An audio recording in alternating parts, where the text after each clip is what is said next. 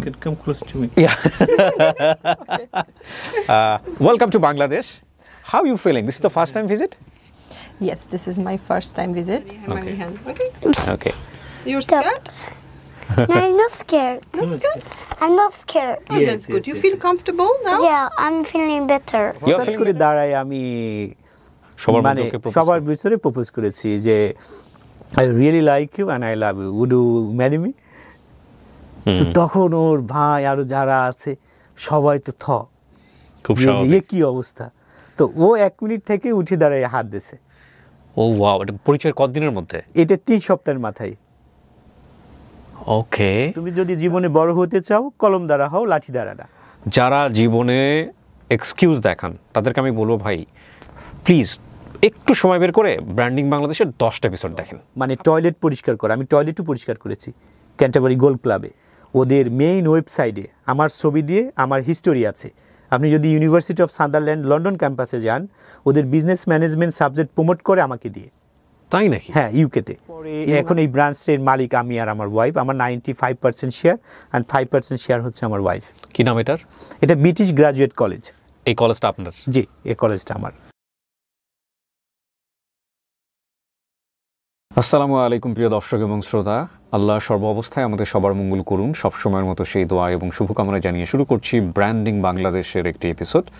এবং শুরুতেই বেশ কিছু নিয়মকানুন আপনাদের জন্য বলতে চাই যারা দেশ এবং দেশের বাইরে থেকে এই অনুষ্ঠানে অংশগ্রহণ করতে চান। ব্র্যান্ডিং বাংলাদেশ মানে হচ্ছে যারা নিজেকে এমন একটি উচ্চতায় নিয়ে গেছেন, নিজের কাজের মধ্য দিয়ে দেশকে সারা বিশ্বের কাছে ব্র্যান্ড করে চলেছেন, সেটা স্থানীয়ভাবে হোক কিংবা আন্তর্জাতিকভাবে হোক। এবং আমি শুরু থেকেই টার্গেট করেছিলাম যে আমি পাশের বাড়ির একটা মানুষকে নিয়ে এসে আপনাকে দেখাতে চাই যে তিনি যেভাবে পেরেছেন সেটা আপনার দ্বারাও পারা সম্ভব।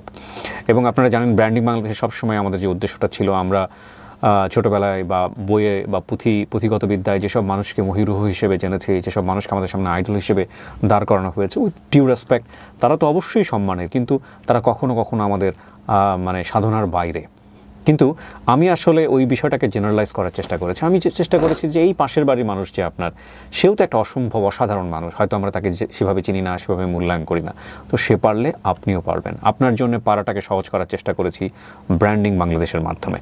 তো এই ব্র্যান্ডিং বাংলাদেশে যারা অংশগ্রহণ করতে চান, যারা মনে করেন যে তাদের গল্পগুলো সারা দেশের মানুষকে জানানো উচিত, সারা বিশ্বে জানানো উচিত, তারা আমাদেরকে মেইল করতে পারেন। আমাদের মেইল অ্যাড্রেসটি হচ্ছে sharemystory24@gmail.com। এই মেইল অ্যাড্রেসটি কিন্তু আমার ভিডিওর কোনায় একেবারে ফিক্স করে দেওয়া আছে। আগের যে মেইল অ্যাড্রেসটি ছিল ওই মেইল অ্যাড্রেসটিও আছে, বাট আমি নতুন করে যে মেইল অ্যাড্রেসটি দিয়েছি সেই মেইলেই আপনাদেরকে মেইল করবার জন্য অনুরোধ করছি। এছাড়া ফোনও করতে পারেন, ফোন নাম্বারটিও কিন্তু ভিডিওর কোনায় দেওয়া আছে। তো আমি আর কথা বাড়াচ্ছি না, কে রয়েছে আমার সঙ্গে একটু জানার চেষ্টা করি। ভাই, নামটা একটু বলেন প্রথমে প্লিজ। আমার নাম ডক্টর হুসিন আলম। বয়স?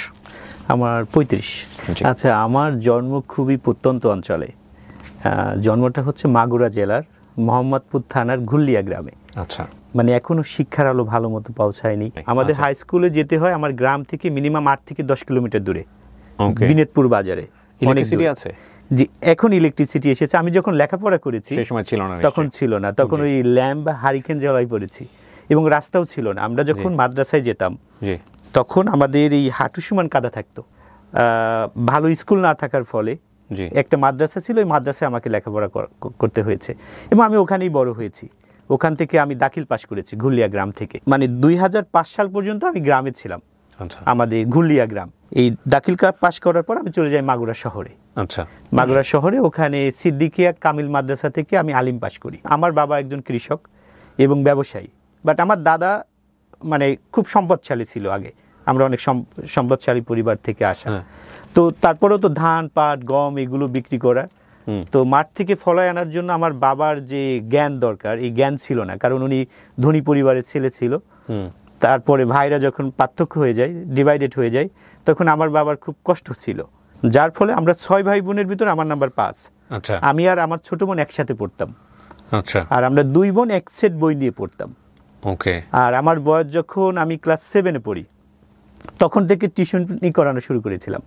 মানে এটা পরিবারের প্রয়োজনে বা আপনার? আমার নিজের প্রয়োজনে বা পরিবারের প্রয়োজনে, যাতে পরিবারের সাপোর্ট হয়, বা আমি ছোটোবেলায় থেকে একটা মানে যে কোনো কিছু করার ভিতরে থাকার জন্য ব্যাজে ব্যাজে করে আমি স্টুডেন্ট পড়াইতাম।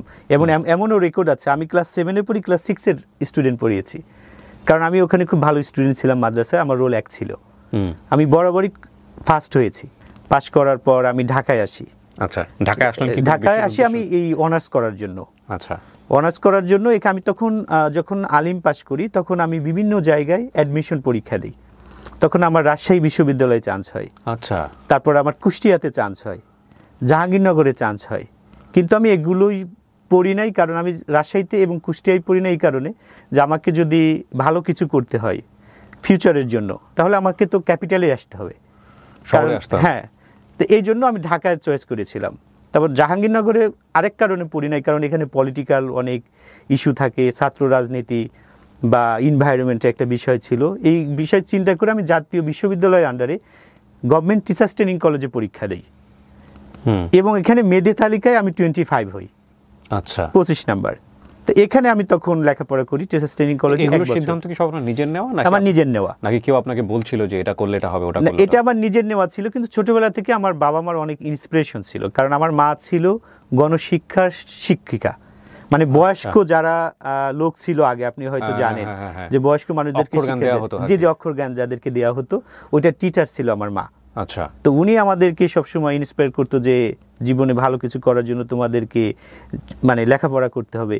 আর আমার বাবা তখনকার সময় ইন্টারমিডিয়েট পাস, ওকে, এবং উনি খুব ভালো ইংলিশ পারতো। আচ্ছা, তো উনি আমাদেরকে একটা অ্যাডভাইস দিয়েছিল যে power and stage no for perpetual, if you want to win, win by the pen not by the stick. মানে মানুষের শক্তি এবং সামর্থ্য চিরস্থায়ী থাকে না। তুমি যদি জীবনে বড় হতে চাও কলম দ্বারা হও, লাঠি দ্বারা না। আমি আসলে মাদ্রাসায় পড়তে চাইনি। আমি পড়েছি দুইটা কারণে। একটা হচ্ছে আমার বাবা মা চয়েস করেছিল, আর দ্বিতীয়ত হচ্ছে আমাদের এখানে হাই স্কুল ছিল না, জি, এই কারণে। কিন্তু হীনমন্যতা আমি কখনো পড়ি নাই, কারণ আমি সবসময় চলতাম যারা হাই স্কুলে পড়ে আচ্ছা, এদের সাথে, এবং এদের সাথে আমি কম্পিটিশন করতাম যে ওরা অঙ্কে কত পায়, আমি অঙ্কে কত পাই, ওরা ইংলিশে কত পাই, আমি ইংলিশে কত পাই। ওকে, মানে কম্পিটিশনটা এইভাবে ছিল। ঢাকাতে ভর্তি হওয়ার পর টিচার্স ট্রেনিং কলেজে যখন ভর্তি হই তখন এখানে খুব দ্রুত আমার 3টা স্যারের সাথে খুব ভালো পরিচয় হয়, মানে খুবই কাছে চলে আসি স্যারেদের। তাদের ভিতর একজন ছিল জনাব কবির হোসেন স্যার, উনি আইটি ডিপার্টমেন্টের হেড আছেন এখন, তারেক হোসেন স্যার, আর একটা শেখ শাহবাজ রিয়াদ স্যার। ক্লাসমেট বা অন্য যারা ইভিনিংয়ে মানে খেলার মাঠে যখন বসতো, বাদাম খেত, আমি এই সময়টা পড়তাম বা টিউশনি করাইতাম। আমার মনে আছে আমি টিচার্স ট্রেনিং কলেজ থেকে রায়ের বাজারে যেতাম হাইটে টিউশনি করার জন্য। ধানমন্ডি 1 থেকে রায়ের বাজারে যেতাম হেঁটে টিউশনি করার জন্য। 300 টাকা ছিল মাত্র। তারপরে যেতাম এই কারণে যেন বসে থাকার থেকে ব্যাগার দিয়ে খাওয়া ভালো। আমি যদি ওই জায়গাটা যাই, আমার বিকেলে একটা নাস্তা হবে, ওর সাথে আমার অন্য মানুষের কমিউনিকেট হবে, আমি অন্য স্টুডেন্ট পাবো। তো এই অ্যাক্টিভিটিসগুলো দেখে স্যাররা আমাকে খুব ভালোবাসতো। তখন স্যারদেরকে আমি বললাম যে স্যার, আমি তো এই দেশের যে পরিস্থিতি, লেখাপড়ার যে পরিস্থিতি, আমি এই দেশে আর থাকতে চাই না, আমি অন্য কোনো কিছু করতে চাই, আমি দেশের বাইরে লেখাপড়া করতে চাই। আপনাদের যদি কোনো মানে ওয়ে থাকে আমাকে একটু হেল্প করেন। এবং আমি ঢাকায় আসার পরে যে কাজটা করতাম, আমি নিয়মিত মানে শুরুতে একটা কম্পিউটার কিনে নেই ঢাকায় এসে, ডেস্কটপ 35,000 টাকা দিয়ে। তো আমাদের পুরো হলে সম্ভবত আমারই একটা পিসি ছিল, অন্য মানুষগুলো নিচে আসতো, আমি হলে থাকতাম 127 নাম্বার রুমে, গেস্ট রুমের সাথেই। তো এসে আমি বিভিন্নগুলো ব্রাউজ করতাম, বিভিন্ন দেশের লেখাপড়া কেমন, ওই দেশের এডুকেশন সিস্টেম কেমন, ইউনিভার্সিটি টিউশন ফি কেমন, এবং ঢাকায় বিভিন্ন যে এক্সপোগুলো হতো, বিভিন্ন যে কনসালটেন্সি ফার্মগুলো আছে, এই এক্সপোগুলোতে আমি যাওয়া শুরু করলাম নিজে নিজে। যেমন এই গল্পের এই বিষয়গুলো আজকে যারা স্টুডেন্ট, বিশেষ করে মাদ্রাসার স্টুডেন্ট যারা, একটু ভালো করে খেয়াল করেন। হ্যাঁ, যেই ছেলেটা ফার্স্ট হলো ক্লাসে, ও যদি ফার্স্টের মর্মটা না বুঝে তাহলে ও জীবনেও নেক্সট টাইম টপার হতে পারবে না। আর যে ফেল করলো আজকে, ও যদি ফেইলের মানে কষ্টটা না বুঝে তাহলে ও জীবনে কোনো দিন পাস করতে পারবে না। এটা হচ্ছে সবচেয়ে ইম্পর্টেন্ট, মানে রিয়েলাইজেশনটা। উনি এগুলো কেন করছে সেটার পিছনে নিশ্চয়ই একটা উদ্দেশ্য ছিল। এবং স্টুডেন্ট লাইফের সবচেয়ে ইম্পর্টেন্ট বিষয় হচ্ছে যে তাকে এই জায়গাটায় টিউন করে দেওয়া, যে তুমি যেই পড়াশোনা করো, তুমি যে এই যে জিনিসটা অ্যাচিভ করছো, এটার পরের ধাপটা কি, তুমি তোমার লাইফে এই স্প্যানটা কী হওয়া উচিত, তুমি আসলে কী স্বপ্ন দেখছো, এই স্বপ্নটা বুনে দেয়া তার মধ্যে, বাকি জিনিসগুলো অটো হয়ে যাবে। সো আমরা তো এই সময়টাতে একটা পিসি কিনলে সারাক্ষণ সিডি মিডি কী সব জিনিসপত্র ঢুকিয়ে উল্টাপাল্টা জিনিস দেখতাম, আর আপনি ব্রাউজ করতেন। আপনার কি এমন মানে দরকার ছিল? না, আমার তো লিজার টাইম স্পেন্ড করে না। আমার এইটার কেনার পিছনে একটা কারণ ছিল যে আমি মাইক্রোসফট ওয়ার্ড, পাওয়ার পয়েন্ট এইগুলো মানে যেন শিখতে পারি নিজে নিজে, আমার অন্য জায়গায় যেয়ে যেন শিখা না লাগে, আচ্ছা। নাম্বার এক। দ্বিতীয় ছিল যেন বিশ্বটা কি হচ্ছে, সেই সময় তো ইন্টারনেট এত পপুলার ছিল না। তো আমি যখন ঢাকায় আসি, শহরের মানুষগুলো গ্রামের মানুষগুলোকে তো একটু অন্যরকম দেখে। তো আমি যখন দেখলাম যে এদের সাথে মিলতে হলে আমাকে স্মার্ট হতে হবে, মানে শুধু কাপড় চুপড়ে স্মার্ট হতে হবে না, বুদ্ধি দিয়ে স্মার্ট হতে হবে। তো এমনভাবে স্মার্ট হওয়া দরকার যা এদেরকে ফেল করে। সো আপনার এই জন্য কম্পিউটার কেনা? জি জি জি জি এইগুলো কেনার পরে যখন আমি স্যারেদের কাছে আসি, তখন স্যার আমাকে বলে যে হ্যাঁ আমার এক ফ্রেন্ড আছে, আমরা ওখানে কথা বলে দিলে তোমার এইটুক সিওরিটি হতে পারে, তোমার ভিসা না হলেও টাকাটা যাতে মার না যায়। মানে আপনি ট্রাই করছেন তখন দেশের বাইরে যাওয়ার জি, জন্য? দেশের বাইরে যাওয়ার জন্য আমি নিজে নিজে ইংলিশ পড়া শুরু করলাম, ভর্তি হলাম ইংলিশের জন্য। তারপর স্যারের সাথে যাওয়ার পর আমার মনে আছে, মানে একজন শিক্ষককে শব্দ অ্যাটম বোমার থেকেও শক্তিশালী।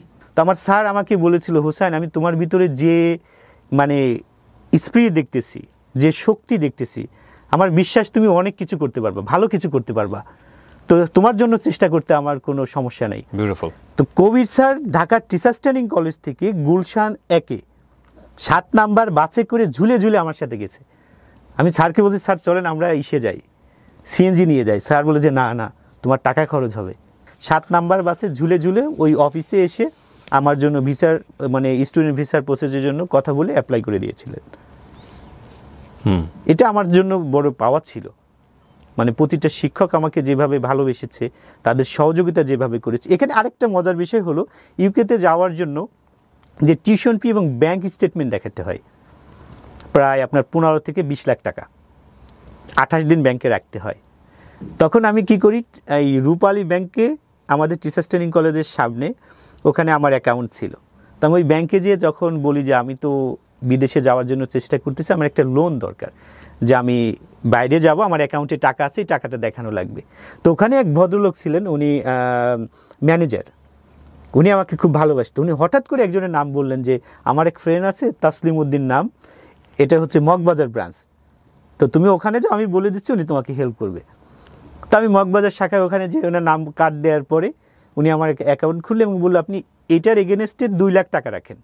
আচ্ছা, অ্যাকাউন্টে 3 লাখ টাকা রাখেন, আমরা এটার উপরে আপনাকে লোন দেব। তখন আমি টাকাটা রাখলে ওনাকে 25,000 টাকা, আমাকে 25 লক্ষ টাকা আমাকে একটা লোন দেয়। ওরে বাবা, আপনি অনেক লাকি বলতে গেলে। জি জি, আমি অনেক লাকি। উনি আমাকে 25 লক্ষ টাকা মানে টাকাটা আমার অ্যাকাউন্টে দেয়, আমি ওইটা ব্যাংক স্টেটমেন্ট নেই। আচ্ছা, নিয়ে আমি তখন এম্বাসিতে ফাইল জমা দিই। কত সালে এটা? এটা 2010 সালে। আচ্ছা, তখন আপনি কোন ইয়ারে পড়ছেন? তখন আমি সেকেন্ড ইয়ার মাত্র শেষ করেছি। সাবজেক্ট ছিল B Ed honours. B Ed honours, teachers training কলেজে বিএড অনার্স। সো আপনি ইউকে থেকে আগে থেকেই কলেজ সিলেক্ট করেছিলেন নাকি আলটিমেটলি? না, প্রথমে আমি একটা কলেজ সিলেক্ট করেছিলাম, এটা ওয়ানব্রো কলেজ। ওখানে যাওয়ার পরে আমি দেখি যে এটা ছোট একটা কলেজ, তত বড় কলেজ না।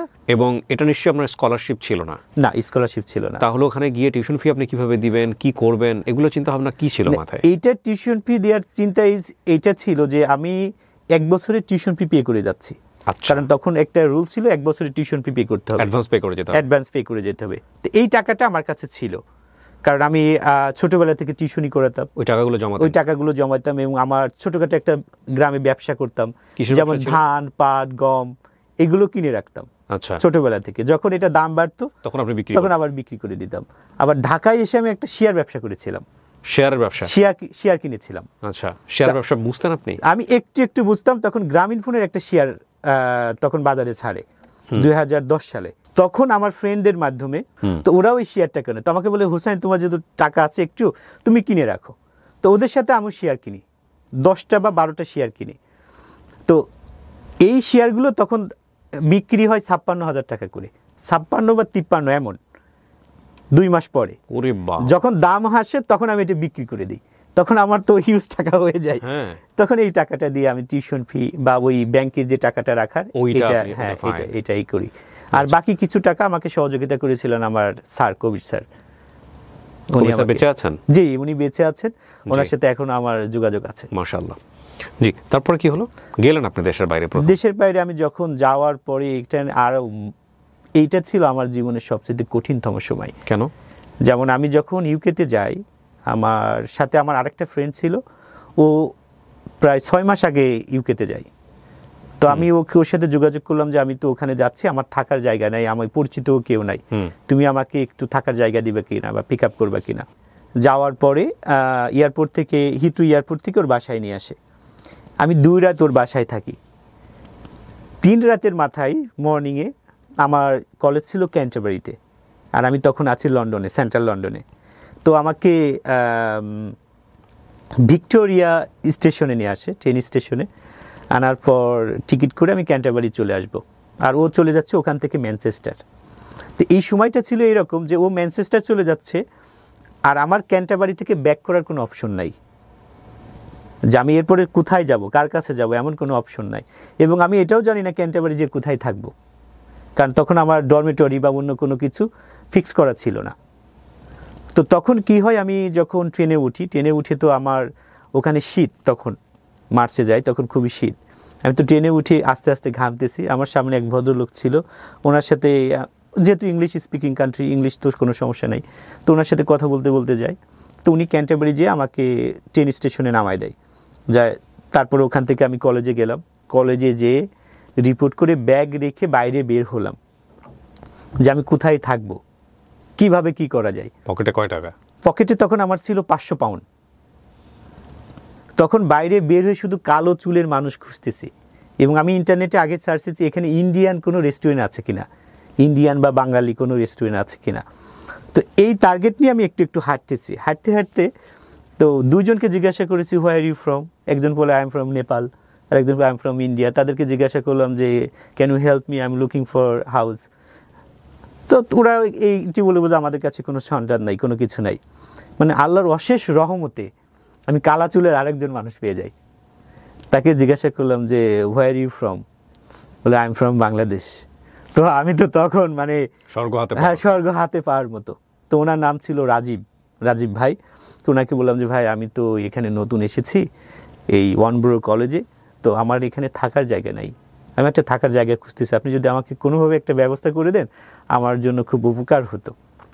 উনি তখন আরেকজনকে কল করে, পরে ওখানে ওয়েস্টগেট একটা পার্ক আছে, ওখানে আমাকে নিয়ে গেল আরেক ভাইয়ের কাছে, ওনার নাম ছিল হুমায়ুন।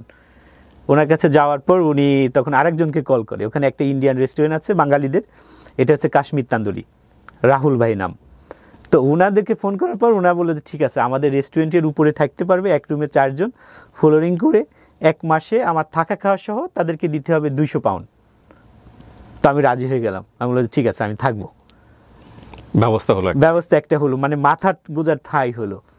তো তারপর ওখান থেকে যখন ওই রেস্টুরেন্টের উপরে আসি, আসার পর থাকার পরে কথা, ওনাদের সাথে কথা বলার পর একদিন পরে আমাকে অফার দিল যে হ্যাঁ তুমি আমাদের রেস্টুরেন্টে কাজ করতে পারো, মানে কিচেন পটার হিসেবে।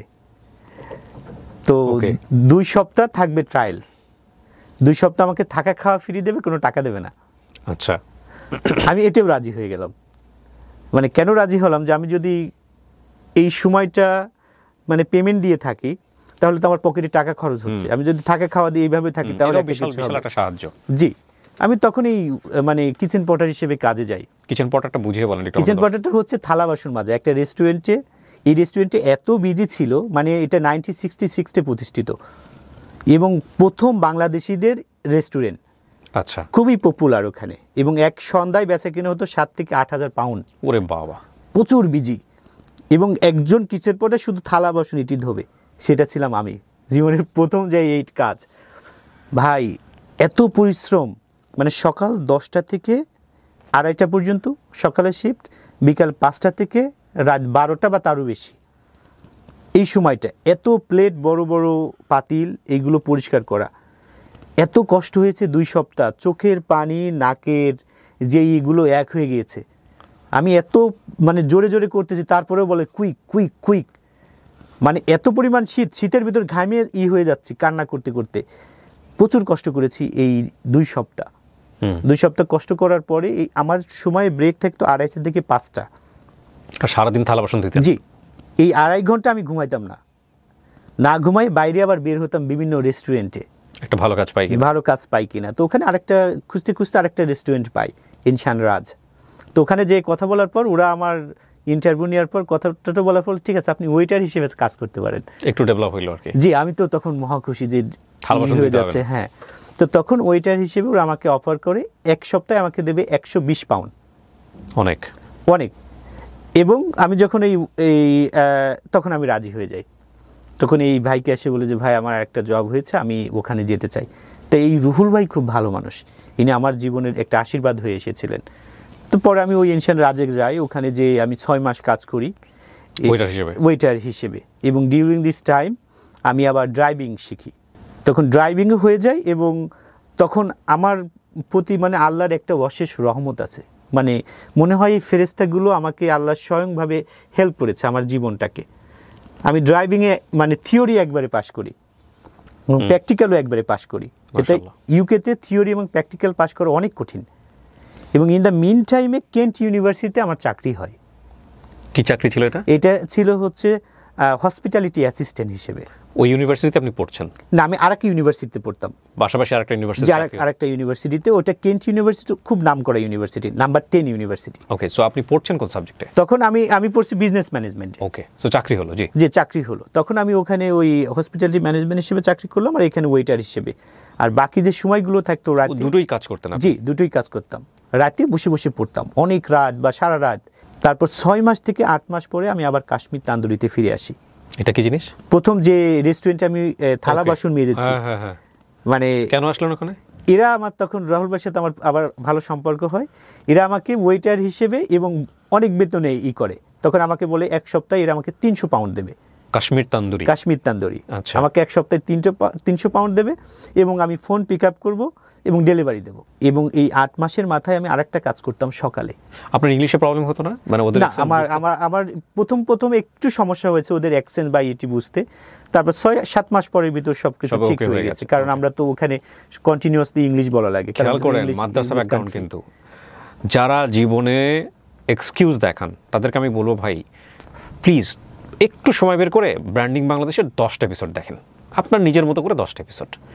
স্টুডিও অফ ক্রিয়েটিভার্স লিমিটেড নামে ইউটিউব চ্যানেলে যাবেন, যে চ্যানেলটাতে আপনি দেখছেন, এখানকার 10টা এপিসোড দেখেন। দেখার পরেও যদি আপনার জীবনে কোনো ফেইলিওরের কারণে আপনার কাছে কোনো অজুহাত থাকে, তাহলে আমি বলবো যে something is very wrong with you, আর কিছু বলার নাই। বাট আমি ড্যাম শিওর যে আপনার জীবনে আর কোনো অজুহাত থাকবে না। জি বলেন। তারপর আমি ওখান থেকে সকালে আরেকটা ইসে কাজ করতাম, ক্যান্টারবারি গোল্ড ক্লাবে। এটা আমি প্রায় 8 মাস মতো করেছি, শুধু টিউশন ফি এবং পরিবারকে সাপোর্ট করার জন্য। কারণ আমার 1 বছরে খরচ ছিল। তখন আমি দেখলাম যে ওয়ানব্রো কলেজ থেকে আমি ইউনিভার্সিটিতে চলে যাই। ওয়ানব্রো কলেজে আমি পড়ি নাই। আচ্ছা।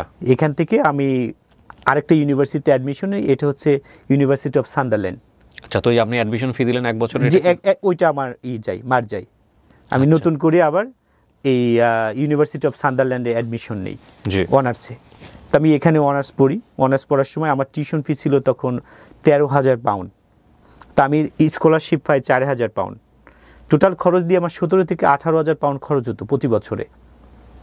এই টাকাটা জোগাড় করার জন্য আমার কিচেন পটার, তারপরে সকালে ক্লিনিংয়ের জব, মানে টয়লেট পরিষ্কার করা, আমি টয়লেটও পরিষ্কার করেছি ক্যান্টারবারি গোল্ড ক্লাবে। এবং যে ফ্লোর পরিষ্কার করা, ফ্লোর ক্লিনার, হ্যাঁ ফ্লোর ক্লিনার, মপ দেওয়া এবং বার রেডি করে দেওয়া, এই কাজগুলো আমি করেছি। এবং এমন হয়েছে আমি তখন কেন্ট ইউনিভার্সিটিতে জব করার ফলে ওই কেন্ট ইউনিভার্সিটির লাইব্রেরি খোলা থাকতো সারা রাত। তো আমি যখন আমার রেস্টুরেন্টের কাজ শেষ হতো, আমি আমার কাপড় চেঞ্জ করে লাইব্রেরিতে পড়তাম, কেন্ট ইউনিভার্সিটির লাইব্রেরিতে। এবং আমার মনে আছে রাতের পর রাত আমি কেন্ট ইউনিভার্সিটির লাইব্রেরিতে পড়তে পড়তে টেবিলের উপর ঘুমাইছি। 2 সপ্তাহ 3 সপ্তাহ এমন হয়েছে আমি কখনো বেডেও যাই নাই। এবং ওই রেস্টুরেন্টে যারা শেফ বা অন্য যারা ছিল, এরাও আমাকে এইভাবে বলেছে, কত বাঙালি দেখলাম এখানে এসে লেখাপড়া করতে চাই, তুমি কি লেখাপড়া করতে পারবা? শুধু টাকা নষ্ট করতেছো, তা না করে শুধু কাজ করো, টাকা ইনকাম করো, আর শেষে যাওয়া হবার হবে। তো আমার একটাই লক্ষ্য ছিল যে না, আমি লেখাপড়াটা শেষ করবো। আরেকটা হতো ক্যারিস চার্চ ইউনিভার্সিটি এবং কেন্ট ইউনিভার্সিটি গ্র্যাজুয়েশন সেরিমনি হচ্ছে ক্যান্টারবারি ক্যাথিড্রালে। তো ওই স্টুডেন্টগুলো আমাদের রেস্টুরেন্টে খেতে আসতো, আমি ওদেরকে সার্ভ করতাম।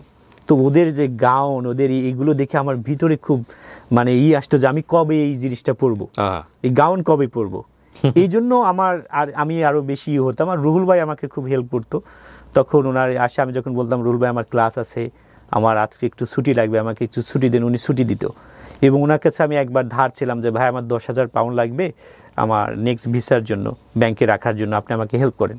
উনি 10,000 পাউন্ড আমার অ্যাকাউন্টে দিয়ে দেয় এবং আরেক 5,000, টোটাল 15,000 পাউন্ড, বাংলাদেশের প্রায় 17 থেকে 18 লক্ষ টাকা আমাকে দিয়ে দেয়। তো আমার এখানে আসার ক্ষেত্রে এই রুহুল ভাইয়েরও কিছুটা অবদান আছে, কারণ ওনার রেস্টুরেন্টে থাকা বা উনি এই যে দেখেন 17-18 লক্ষ টাকা আমার অ্যাকাউন্টে দিয়ে দিয়েছে, শুধু ওনার এখানে কাজ করি এইটার ভিত্তিতে।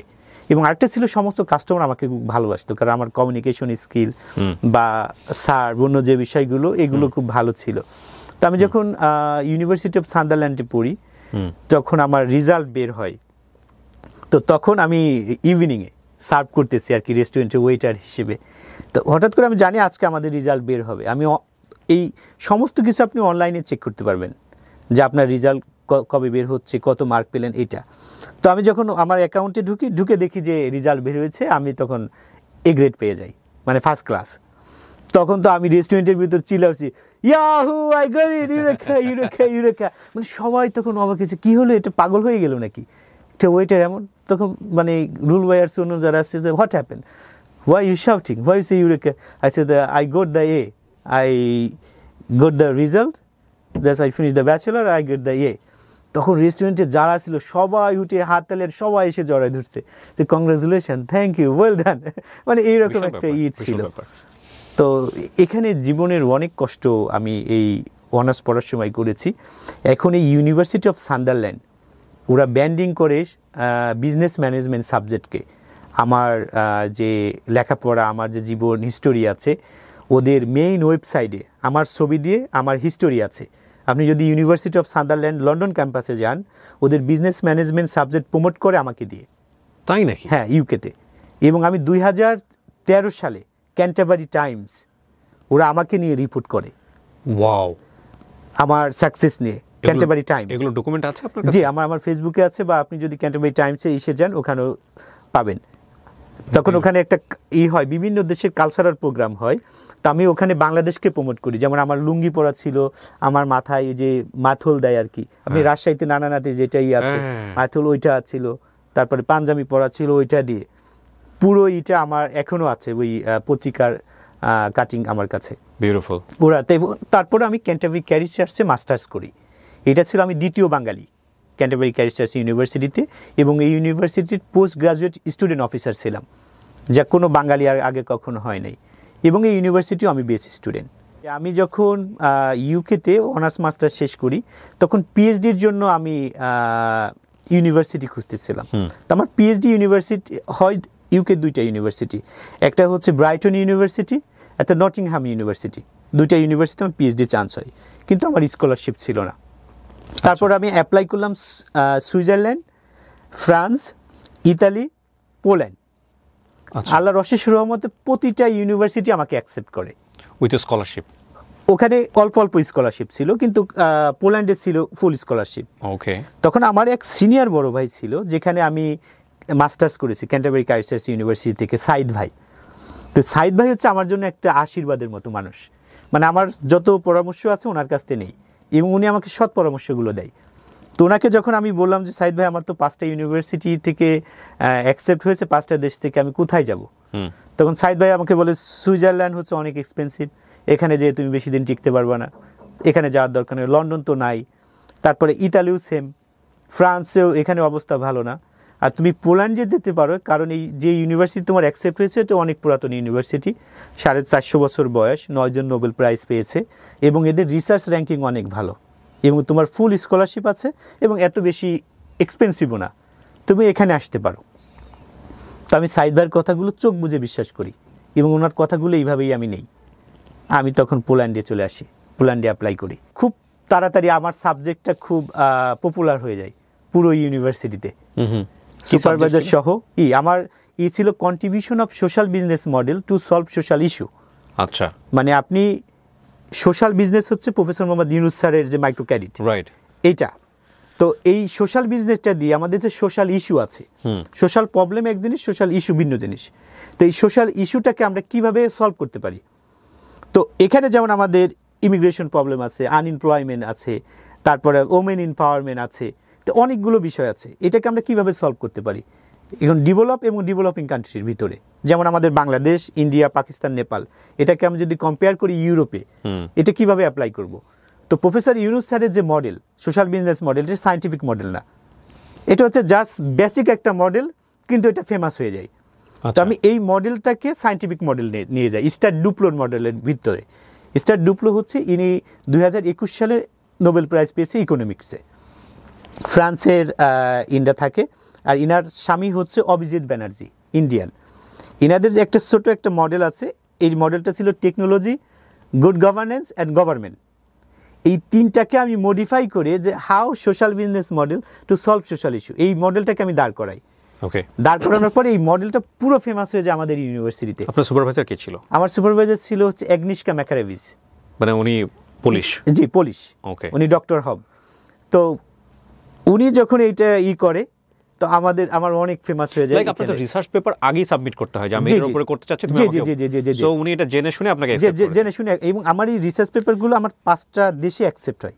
ওকে, পিএইচডি, যেটা আমি আপনাকে বললাম, সুইজারল্যান্ডে জেনিভা বিজনেস স্কুল, ওরা আমাকে অ্যাকসেপ্ট করে। Reigns business school, France. আরেকটা ছিল হচ্ছে ফ্লোরেন্স ইউনিভার্সিটি ইন ইতালি, এবং পোল্যান্ডের ইউনিভার্সিটি অফ ব্রোসভ। আমি ভাই আপনাকে একটা প্রশ্ন করতে চাই, মানে আমাদের দেশে পিএইচডি যারা করেন, জি, বা দেশের বাইরে যারা পিএইচডি করেন, আমরা ধরে নিই তারা একাডেমিশিয়ান হবেন। জি। আপনার আসলে এম কি ছিল? পিএইচডি করে যদি আমি একাডেমিয়ান না হই, তাহলে আমার তো পিএইচডির প্রয়োজন নাই। তো আমি তখন ধরে নিয়েছি না, আমি প্রফেসর হব, আমি ইউনিভার্সিটিতে পড়াবো। তো যখন আমরা পিএইচডিতে যাই, তখন আমি ওখানে টিচিং অ্যাসিস্ট্যান্ট হিসেবে কাজ শুরু করি ওই ইউনিভার্সিটিতে? ওই ইউনিভার্সিটি। পোল্যান্ড ইউনিভার্সিটির নামটা কি ছিল? ইউনিভার্সিটি অফ ব্রোসভ। ওকে, ইউনিভার্সিটি অফ ব্রোসভ, WROCLAW। যারা আপনারা এই বিষয়গুলো নিয়ে চেক করতে চান, উনি ডিটেল বলে দিচ্ছে, আপনারা গিয়ে ওখানে চেক করে দেখতে পারেন। আমরা তো আমাদের জায়গা থেকে চেক করেছি, ইনফ্যাক্ট প্রচুর সময় নিয়েছি। ওনাকে কিন্তু আমাদের মিডিয়াতেই ফার্স্ট না, বাংলাদেশের অনেক প্রমিনেন্ট মিডিয়াতে ফোকাস করা হয়েছে, কিন্তু আমরা তারপরেও ওনার কাছ থেকে বিনয়ের সাথে যথেষ্ট সময় চেয়ে নিয়েছি, ক্রস চেক করেছি, তারপরে আমরা আজকে এখানে নিয়ে এসেছি। প্রথম পর্যায়ে আমি শুনে হা হয়ে গিয়েছিলাম যে কী বলে এই ভদ্রলোক। তারপরে যখন আমরা ফ্যাক্ট ফাইন্ডিং করলাম, দ্যাটস রিয়েলি অ্যামেজিং। আপনারা শেষ পর্যন্ত শোনেন তারপর। এবং আমার যে রিসার্চ পেপার ইউনিভার্সিটির মেইন ওয়েবসাইটে আছে, আপনি যদি গুগলে সার্চ দেন, দেখবেন contribution of social business model to solve social issue. এখানে গুগলে আছে আমার পুরো research paper. University already submit করেছে, ইউনিভার্সিটি লাইব্রেরিতেও আমার এই থিসিস আছে। এবং আমার 2019 সালে আমি আমার প্রফেসর বাংলাদেশে আসি, আমরা ঢাকা বিশ্ববিদ্যালয়ে, জি জি জি, ঢাকা বিশ্ববিদ্যালয়ে আমরা লেকচার দেই ভূগোল ডিপার্টমেন্টে। তারপর আমাদের প্রফেসর ইউনুস স্যারের সাথে আমার মিটিং হয়, আমার প্রফেসরের মিটিং হয়, ওনার ইন্টারভিউ নেই আমরা। এবং আমার প্রফেসর ইউনুস স্যারের সাথে আমার প্রায় 4-5 বার দেখা হয়েছে, এবং উনি আমার থিসিসে ওনার সিগনেচারও আছে, উনি আমার এই থিসিস সম্পর্কে জানেন। অসাধারণ, অসাধারণ। জি। তারপর ওটা কি, মানে আপনার কত বছর লাগলো কমপ্লিট করতে ওখানে পিএইচডি? এক্স্যাক্টলি 4 বছর। 4 বছর লেগেছে? এক্স্যাক্টলি 4 বছর। আমার কোনো এক্সটেনশন ছিল না।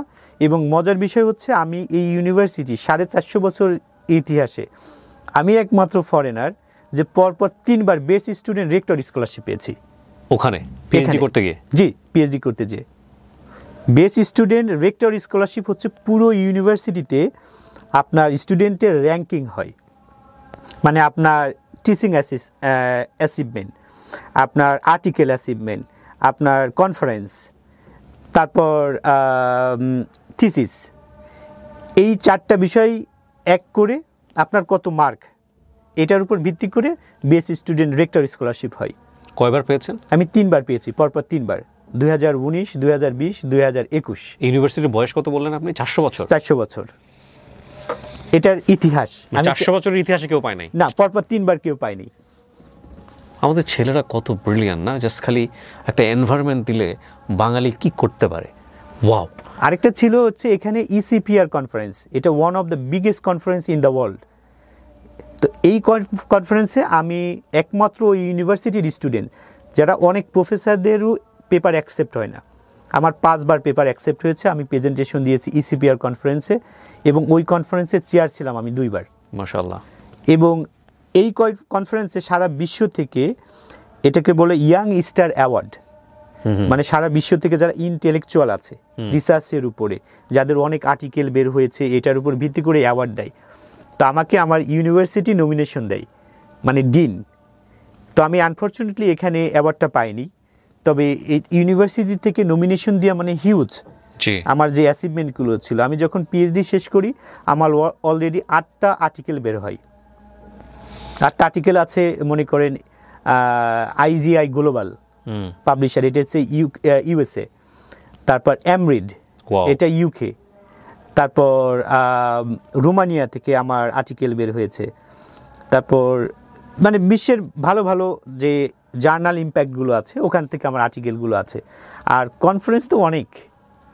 এই পিএইচডি International টাইমটাতে আপনি কি conference, জি। করছিলেন, মানে পেশা কি ছিল আপনার? নাকি পিএইচডির পুরোপুরি সময় আমি এখানে টিচিং অ্যাসিস্ট্যান্ট হিসেবে কাজ করেছি এবং আরেকটা ইউনিভার্সিটির লেকচারার হিসেবে কাজ করতাম ওখানেই, পোল্যান্ডে? ওখানে পোল্যান্ডে, এটা ছিল the international university of logistic and transport. Okay, so আপনার আন্ডারগ্রেডে এ এবং জি। আপনি মাস্টার্সে গিয়েও আপনি হচ্ছে জি। কি পেলেন? এ।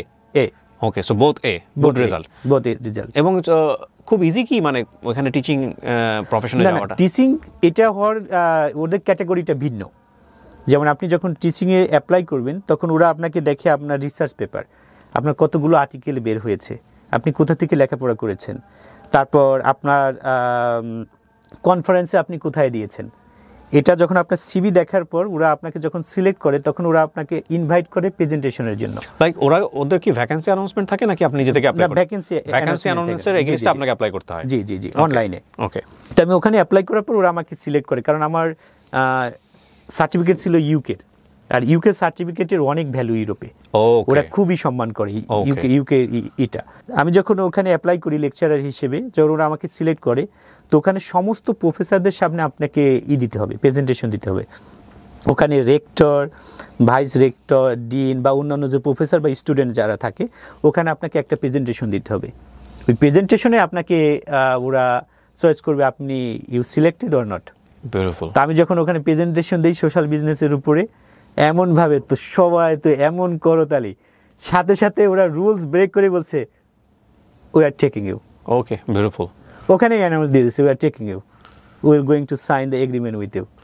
ওকে, সো আপনি ওখানে জয়েন করলেন? ওখানে জয়েন করি, ওখানে 2 বছর লেকচারার হিসেবে আমি চাকরি করি। কোন ইউনিভার্সিটি? এটা the international university of logistic and transport, পোল্যান্ডে? In Poland, Wroclaw, Poland. Okay, Wroclaw কি ওদের কোনো প্রভিন্স? জি জি, এটা হচ্ছে সিটি।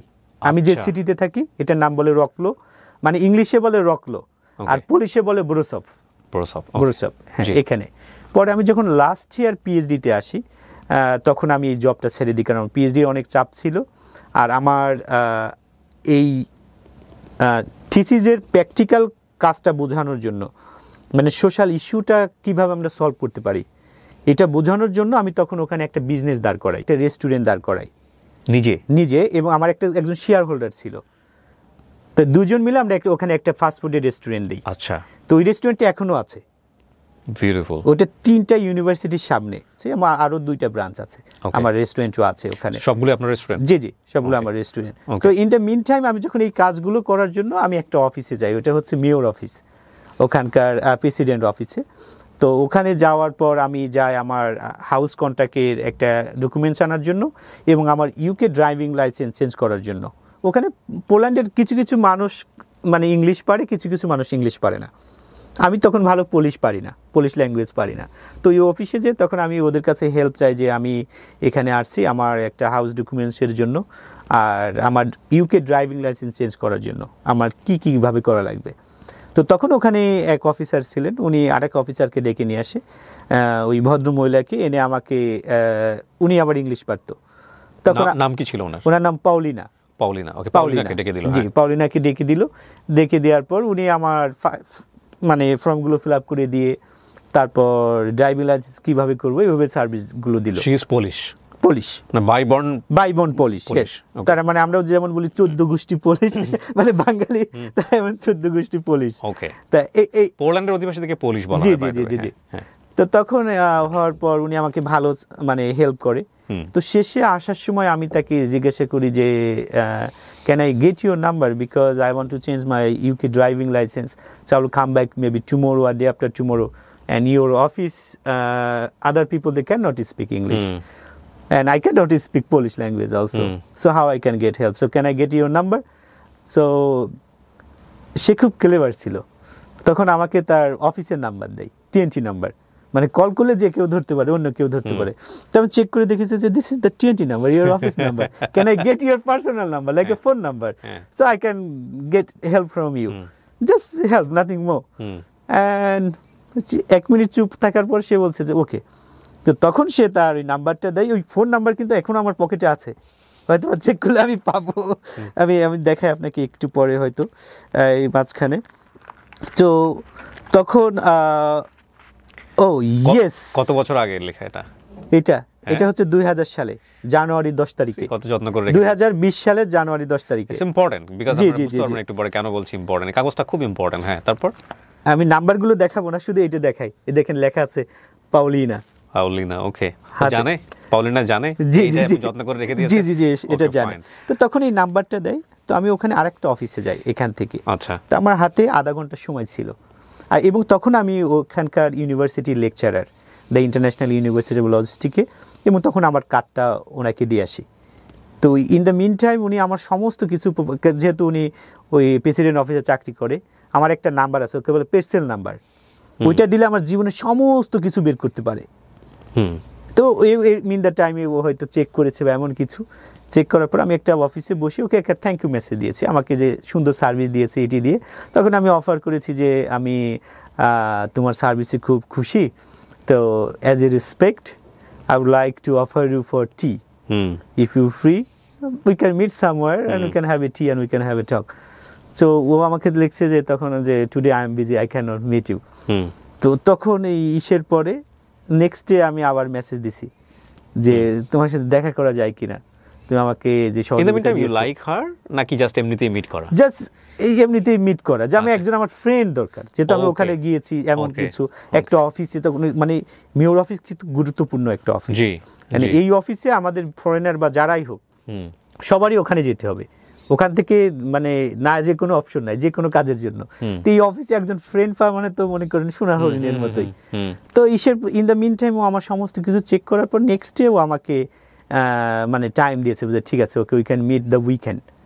তো আমরা ওখানে একটা বারে যেয়ে আমরা বসি এবং জুস খাই, অরেঞ্জ জুস।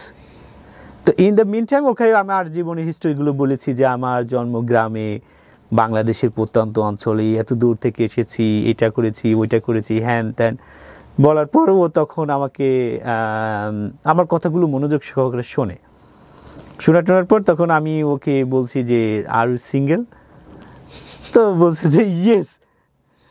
তো তখন আমি এমন একটা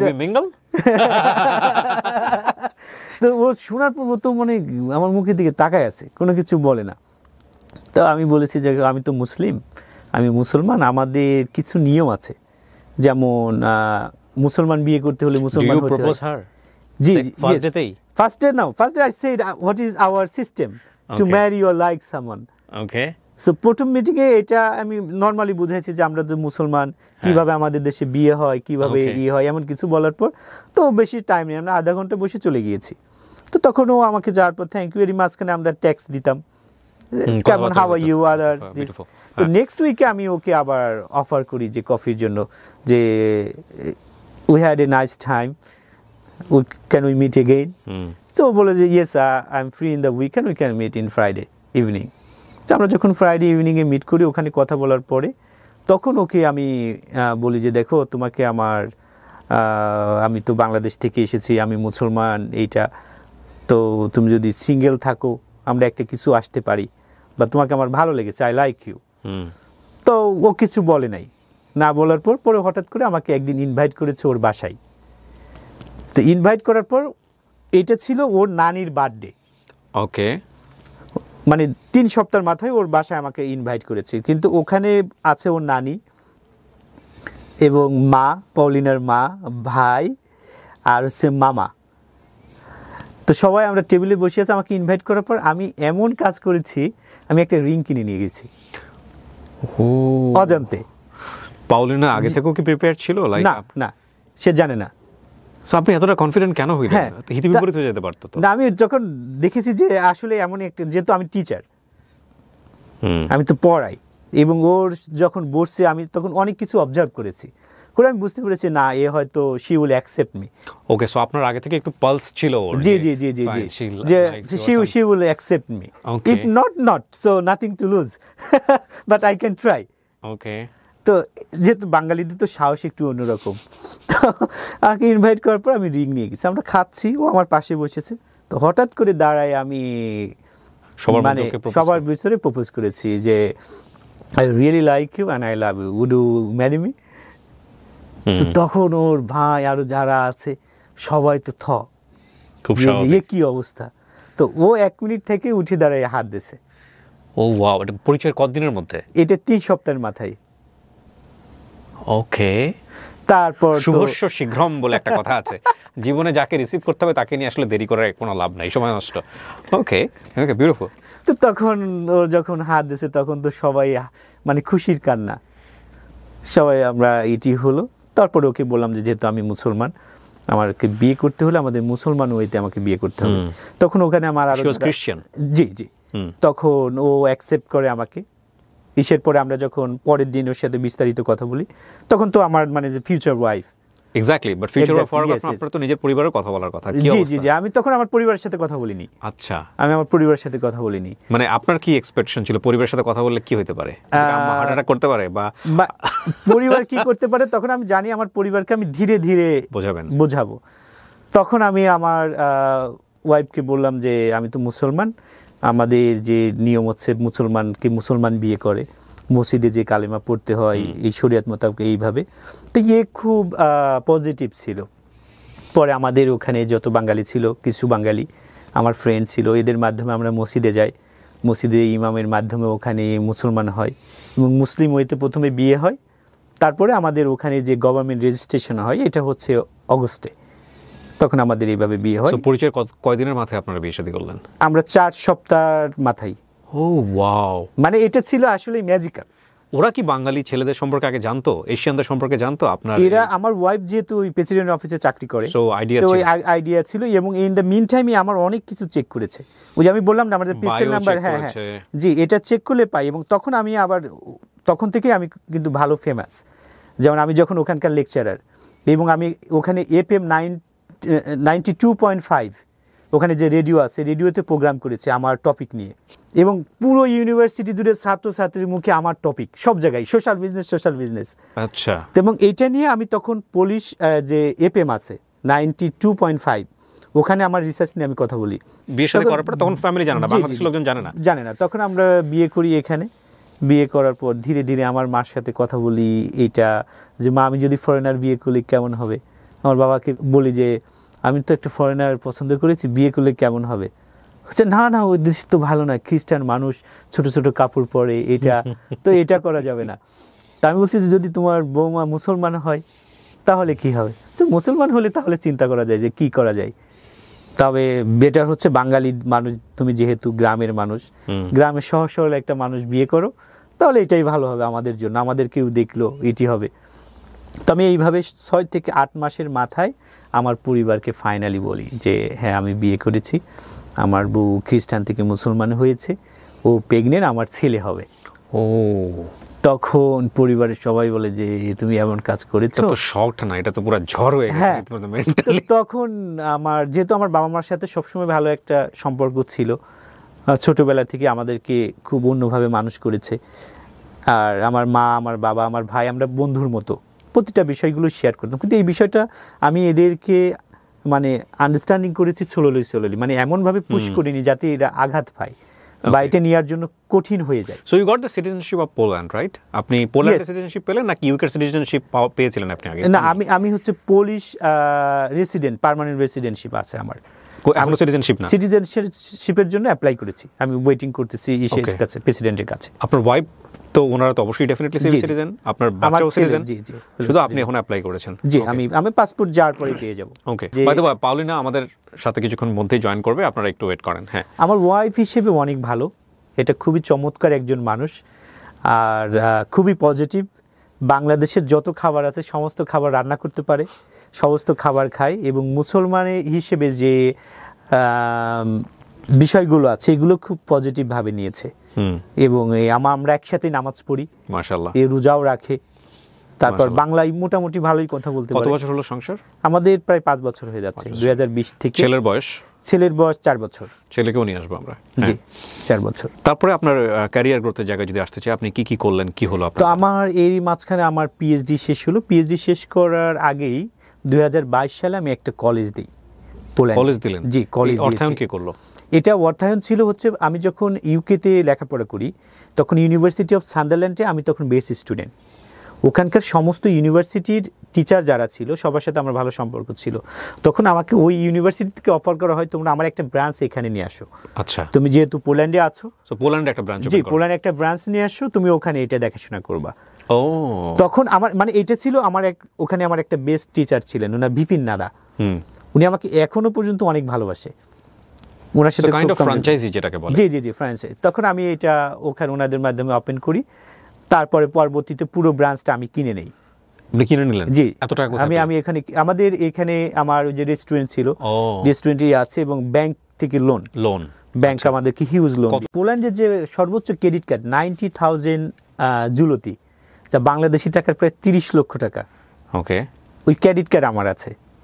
তারপর আরো যে ইগুলো আছে, মানে ব্যাংক আসে বসে থাকতো যে আপনি লোন নেন, লোন নেবেন না কেন? লোন নেন। হ্যাঁ, লোন নেন।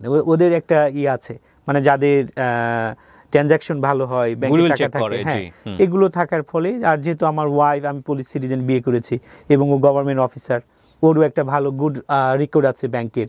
ওকে, তো সবকিছু মিলে আমি বিজনেসের জন্য হিউজ একটা অ্যামাউন্ট পাই। এটা দিয়ে আমি কলেজ দাঁড় করাই, ব্রিটিশ গ্রাজুয়েট কলেজ। তো পরে এখন এই ব্রাঞ্চের মালিক আমি আর আমার ওয়াইফ। আমার 95% শেয়ার অ্যান্ড 5% শেয়ার হচ্ছে আমার ওয়াইফ। কি নাম এটার? এটা ব্রিটিশ গ্রাজুয়েট কলেজ। এই কলেজটা আপনার? জি, এই কলেজটা আমার। এটা কোথায় অবস্থিত? এটা এই ব্রোসপে অবস্থিত। কতটুকু এরিয়ার উপর এটা? এটা হচ্ছে পুরো একটা বিল্ডিং, 3 তলা। আচ্ছা, এবং এটার সাথে আবার আরেকটা কলেজ আছে, যেটা হচ্ছে তেরানোভা, স্কুল অফ তেরানোভা। ওকে, এটা হচ্ছে পোলিশ ল্যাঙ্গুয়েজে পরিচালনা হয়। তেরানোভাটা হচ্ছে প্রফেশনাল প্রোগ্রাম। ওকে, যারা মনে করেন technician, hospitality assistant, beautician, administrative officer, জি, ডিপ্লোমা, মানে যারা সরাসরি জবে যেতে পারে। আচ্ছা, ওইটা আমাদের একটা পার্ট আছে। আমরা আরেকটা পার্ট, এটা আমার ব্রিটিশ গ্রাজুয়েট কলেজ, যারা ইন্টারন্যাশনাল স্টুডেন্ট, যারা ইংলিশে লেখাপড়া করতে চায়, মনে করেন BBA, MBA, hospitality management, graduate, হ্যাঁ, ট্যুরিজম অ্যান্ড ম্যানেজমেন্ট, এই সাবজেক্টগুলো আমাদের এখানে পোলিশ এবং ইন্টারন্যাশনাল স্টুডেন্টই প্রায় 4,000-এর মতো। 4,000 স্টুডেন্ট? প্রায় 4,000, এবং অধিকাংশ স্টুডেন্ট হচ্ছে ইউক্রেন, তারপর হচ্ছে আলজেরিয়া, আলবেনিয়া, আজারবাইজান, উজবেকিস্তান, তারপর হচ্ছে কলম্বিয়া। কত বছরের মধ্যে এত বড় সাকসেস? মানে আমাদের তেরানোভাটা ছিল একটু আগে। আচ্ছা, তেরানোভাটা হচ্ছে 2019 সাল থেকে, আর আমাদেরটা চালু করি 2022 সালে। মাত্র 2 বছরের মধ্যে এত স্টুডেন্ট? আমাদের এইখানে মানে এই ইন্টারন্যাশনাল স্টুডেন্ট অনেক বেশি। ম্যাজিকটা কি, মানে 2 বছরের মধ্যে? মানে ম্যাজিকটা ছিল এরকম, মানে ওখানে ইউকের স্টাডিটা আমরা ফোকাস করেছি। মানে এরা 2 বছর লেখাপড়া করবে পোল্যান্ডে, ফাইনাল ইয়ারটা যাবে হচ্ছে লন্ডনে। তো মনে করেন 1 বছর ইউকেতে লেখাপড়া করতে খরচ হয় 16 থেকে 17,000 পাউন্ড। আমাদের এখানে পোল্যান্ডে খরচ করতে হচ্ছে মাত্র 3200 ইউরো। আচ্ছা, কারণ পোল্যান্ডে খরচ কম, এই জন্য স্টুডেন্ট হচ্ছে 2 বছর এখানে পড়ে, 3 বছরের লাভ দিয়ে চলে যায় ইউকেতে। আচ্ছা আচ্ছা। এটা একটা। আপনাদের ক্যাম্পাস এরিয়া কত বড়?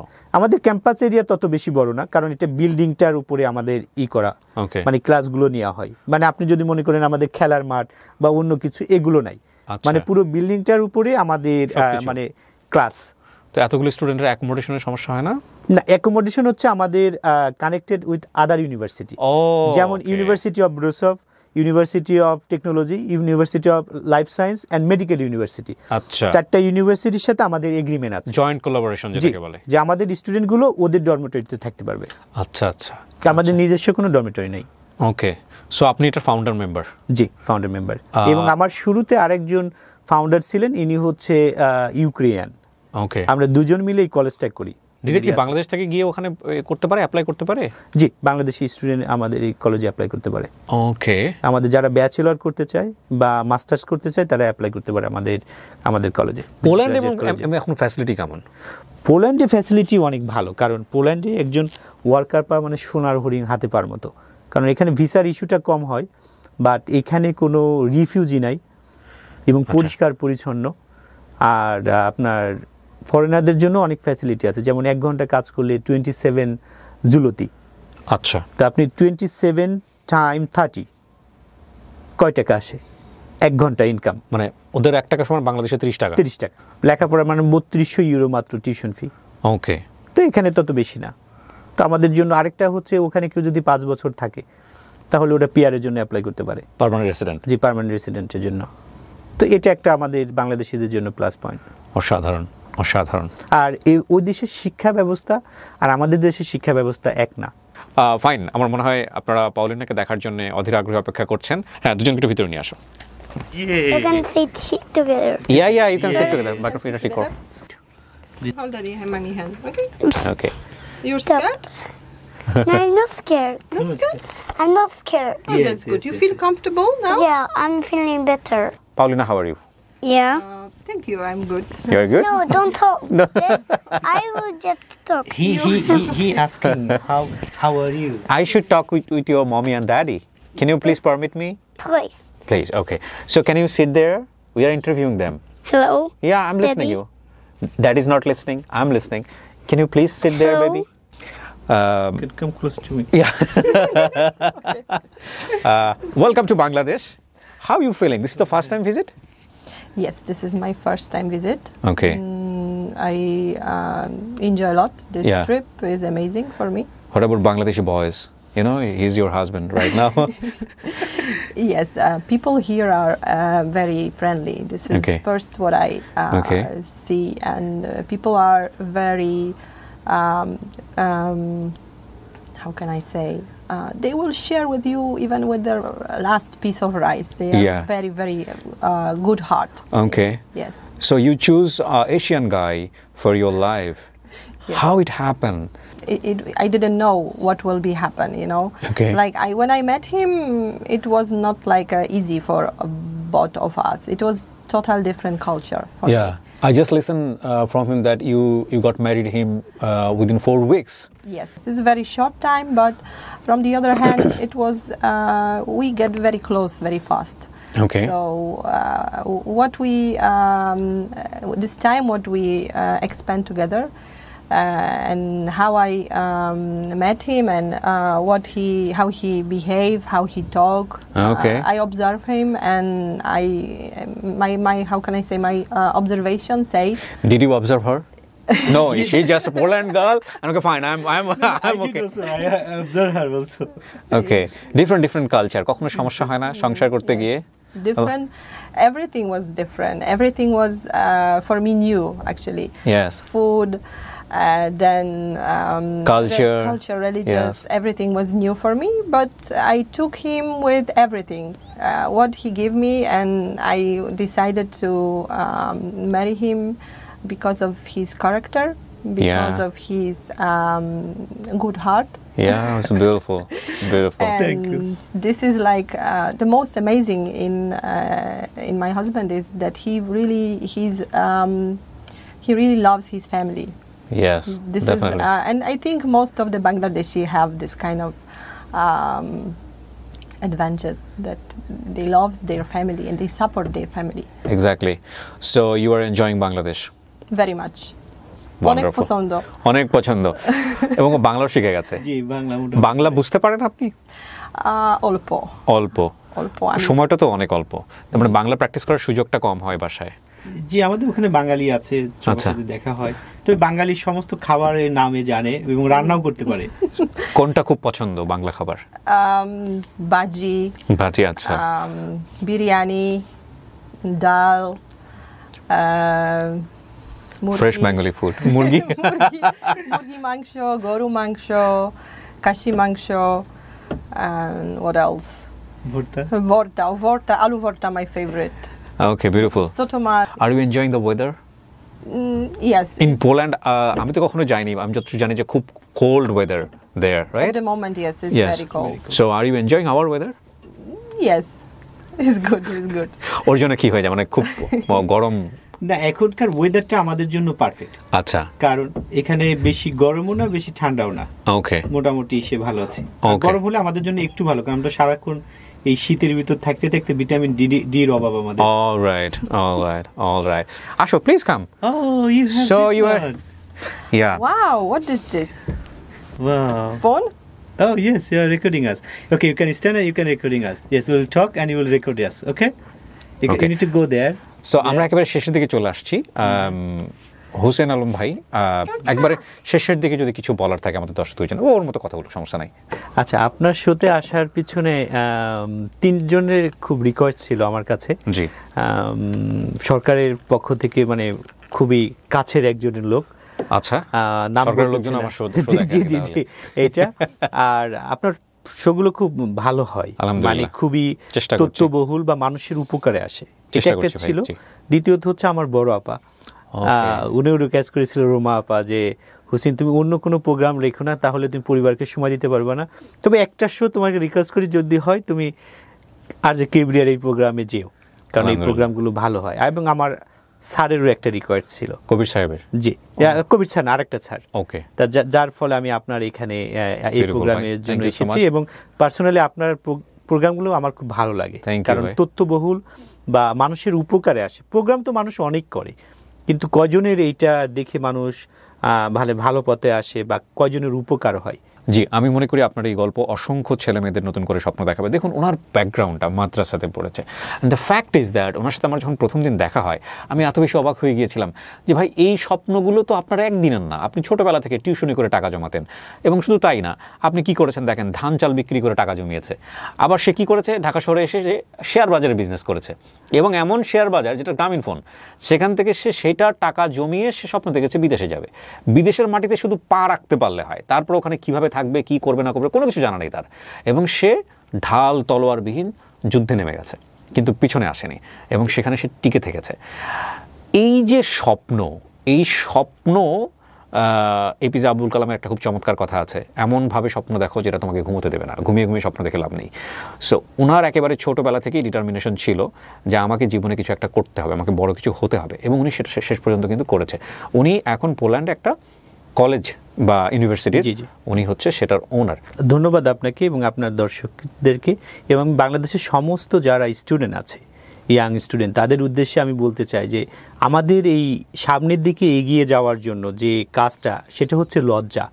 আমাদের বাংলাদেশের মানুষগুলো লজ্জা পায় যে আমি এই কাজ করলে কে কি বলবে, কে কি করবে বা কি ভাববে, এই জন্য অনেকে অনেক কাজগুলো করে না। আমি ওখানকার পিএইচডি করেছি, ইউকে থেকে অনার্স মাস্টার্স করেছি, একটা ইউনিভার্সিটির অ্যাসিস্ট্যান্ট প্রফেসর হিসেবে জব করেছি, এখন আমার একটা বিশ্ববিদ্যালয় আছে। পাশাপাশি কিন্তু আমি এখন আমার রেস্টুরেন্টে যে আমি কাজ করি, আমি রেস্টুরেন্টে কিন্তু আমি কাবাব বানাই বা অন্য কিছু বানাই, সার্ভ করি, আমার কিন্তু লজ্জা নাই। তো বাংলাদেশের যারা যুবক আছে তাদেরকে বলি, জীবনে বড় হতে হলে, স্বপ্ন যদি দেখতে হয়, সাকসেস হতে হয়, নতুন বাংলাদেশ যদি গড়তে হয়, তাহলে লজ্জাকে ফেলে দিতে হবে। ফেলে আমাদের যে রিসোর্স আছে, আমাদের যে শক্তি আছে স্টুডেন্টদেরকে, এই শক্তি যদি কাজে লাগাই, শুধু চাকরির পিছনে না দৌড়াইয়া, যার যে ধরনের ক্যাপাবিলিটি আছে সে ওই ধরনের যদি কাজ করে, তাহলে সামনের দিকে এগিয়ে যাওয়া বা সফলতার দেখানো, মানে পরিবারের বোঝা না হয়ে পরিবারের হাল ধরা বা সহযোগিতা করা সম্ভব। লজ্জাকে ফেলে দিয়ে আত্মবিশ্বাস নিয়ে সামনের দিকে এগিয়ে যাওয়া, তাহলেই তারা জয়ী হতে পারবে, আমরা পাবো একটা নতুন বাংলাদেশ। বাংলাদেশের ছেলেরা পৃথিবীর বিভিন্ন প্রান্তে গিয়ে মানে বাংলাদেশের মুখ উজ্জ্বল করছে। আমাদের এই ছেলেরা এত বেশি মেধাবী, উপযুক্ত পরিবেশ পেলে এরা মানে স্ফুলিঙ্গে থেকে বিস্ফোরণ হতে পারে মেধার জায়গাটা থেকে। আমি আপনার জন্য অনেক অনেক শুভকামনা জানাচ্ছি। আপনাকেও অসংখ্য ধন্যবাদ এবং আপনার দর্শকদেরকেও অসংখ্য ধন্যবাদ আমাকে দেখার জন্য বা সুযোগ দেওয়ার জন্য। প্রিয় দর্শক এবং শ্রোতা, শেষ হচ্ছে আজকের ব্র্যান্ডিং বাংলাদেশ। যারা তখন আমাদের সঙ্গে ছিলেন তাদের সবাইকে আন্তরিকভাবে ধন্যবাদ জানিয়ে আজকের মতো এখানে শেষ করছি। আসসালামু আলাইকুম।